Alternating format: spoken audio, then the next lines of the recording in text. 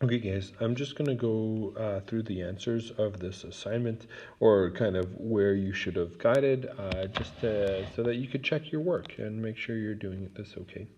For the first shape, it says make a table of values. This table of values should have looked like something like case and blocks. Case 1, 2, 3, and 4, 5.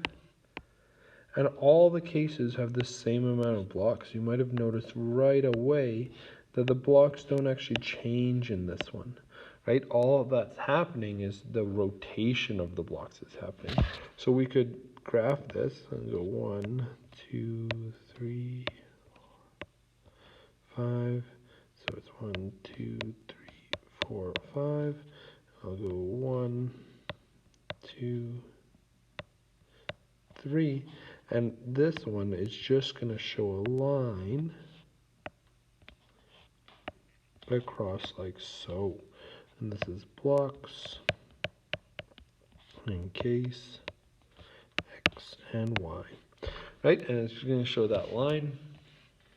Describe the way the pattern is increasing or decreasing. It stays the same. Stays the same.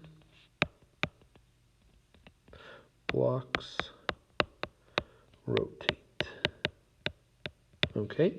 Describe your function. Well, the function is just equal to 3. Blocks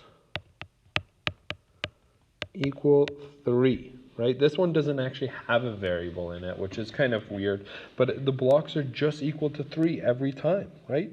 Case number doesn't matter. You could, if you want a variable, plus 0 times the case number, x, right? But that we know 0 times x is just 0, because we know the case number doesn't matter in this one. Okay, let's go down to the second representation.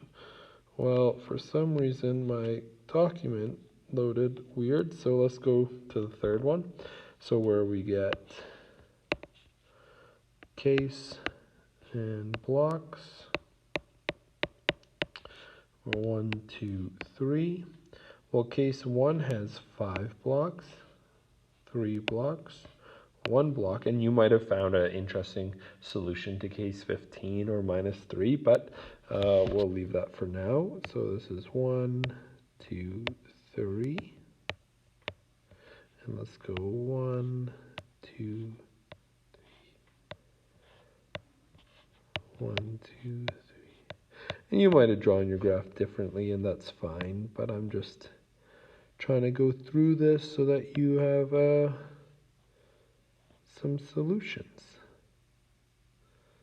3 and 1, and we could see this line going downwards, right?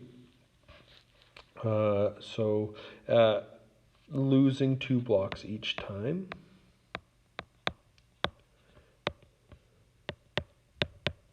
Oop,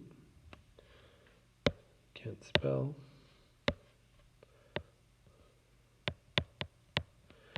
Each time, right? And it says describe your function. Well, we know the blocks are going to equal, right? If we're losing 2 blocks each time, we're going to start off with an amount of blocks, and we're going to minus 2 blocks from it every time. So times, depending on the case number. So here, this would be 7 minus 2x, I believe. 7 minus 2, 7 minus 4, yep. And again, this is a trial and error. How do you go from here to here, right? And how is it consistent each time? Well, I started at 7, and I'm minus 2 blocks each time. And you could look at the graph if we were to extend it this way. Oop, not there. What would be up there? Well, 7 would be up there, right? So where 0 starts, that's where I got 7 from. Okay,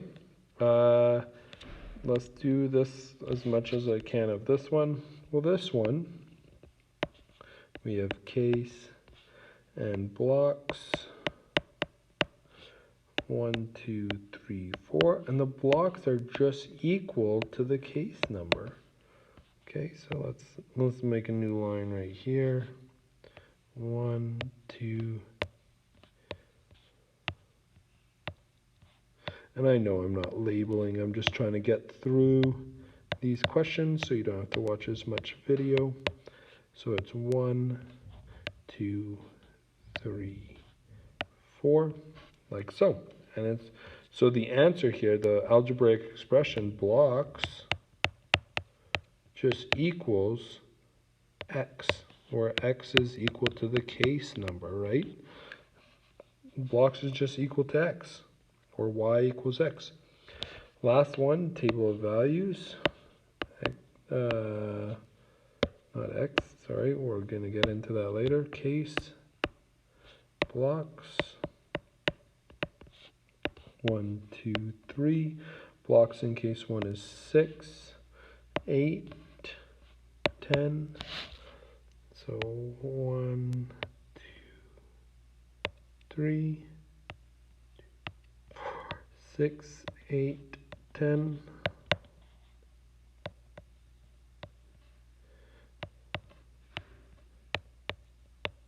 In case 1, we said has 6, 2 has 8, 3 has 10. This one, I notice there's 4 blocks that's the same in all of them, right? So you're just adding 2 blocks, then 2 more blocks, but each time it's adding 2 blocks each time.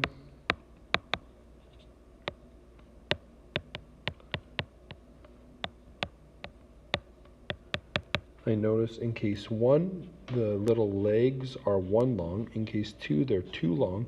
Case 3, they're 3 long. So this is very similar to the example I showed at the very beginning, where you get 2 times the case, plus you add the 4 in, these little 4 there, plus 4 for the answer there. I hope these help with your solution, and you could work at creating your own cases and own patterns moving forward. Take care. Thanks for watching.